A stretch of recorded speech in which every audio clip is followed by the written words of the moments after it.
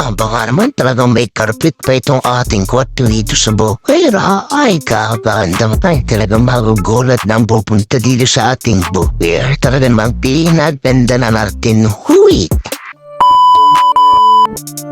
Kung bawal say hi to my video, punta na tayo dito sa ating bukid guys, kasi may ilang araw tayong iba. Ang ating nabablog ay talagang dito ngayon ay kasama natin yung ating pinsan na ito, si Kisha Tragantino rito. Naman talagang mga tour ni Canadian itong ating bisita dito sa ating halamanan. Ay talagang mga isa-isang pinarita at talagang isa-isa talagang pinapalala itong halaman natin guys. Diyos ko pong alam mo. Habang yung isa naman ating assistant na si Joanna ba yan, nagdidelay kasi ang laro ay kuhay na libang dito sa aming paglalarong sungkan itong si Kisha. Ay walang batang aripag sa kanya ay sabihin di daw siya mahanap.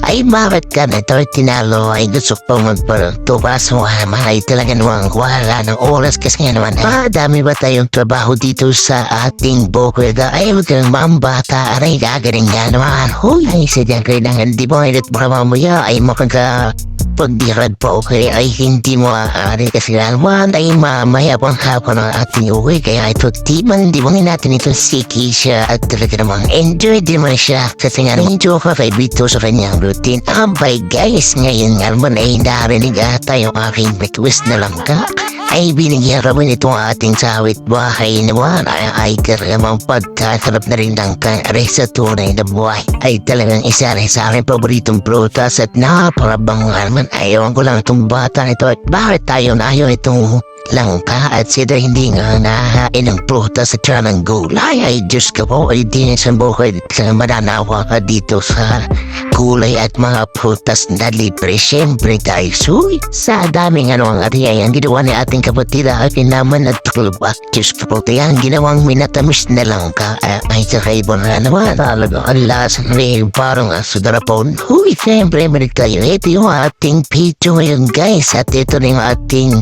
sala sa teto na yung pinto sa banyo at ribatan din natin yung pinto na dati ay nasa salas kasi nga naman sabi ay ano itong pag-entras mo ang pinto ay parang banyo na gadabay ina pa na yan guys. Tapos nga naman inilalagyan na ng kisame para mas malamig ka naman sa loob ay pag ito'y na-aircon ay Diyos ko po ay talagang manapasarap guys. At yung warto ay binigyan natin ng unang pintura at meron pa dyan itatagtag si kapatid guys dahil gagawin natin yung parang marmol ay talagang nakakaiba ito guys. Hindi nga pala kataasan ito kasi nga naman ang plano ay simpleng kubo lang. Ay iwan ko lang bakit ganito nangyari paano lumaki na lumaki. Ayan kakaiba nga naman yung atake dito ng ating kapatid guys. Ayan para ng marble yung kanilang tabihan at yan ang taas ay iba na hindi na siya kubo talaga.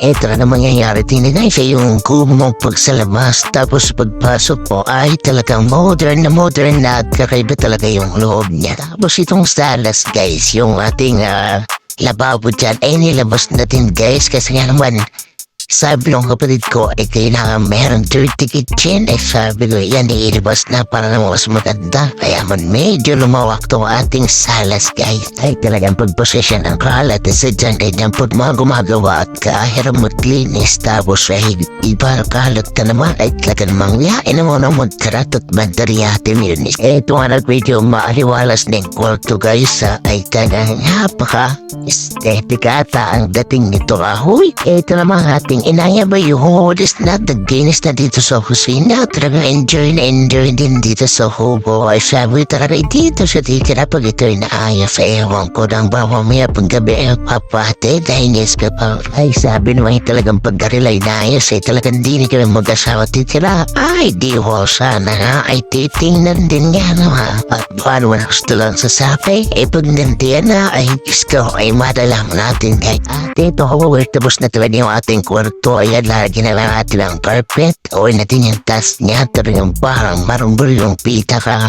tabihan niya joint taas ay may sliding door para tapos ayan uy nawad talagang napakasosyal nito guys. Siyempre magpasensyahin natin yung pintanan ako. Ayan, kasi nga naman papunta natin yan na dyan ay pansamantala. Kaya ganyan lang yan talaga. Yan, banda yan guys ay maayos yung pinto natin. Bahay naging kulay kahin natin yan ay talagang iba na din. At iging sala, so may TV ay talagang iba. Ito si Mother kasi pundahan naman.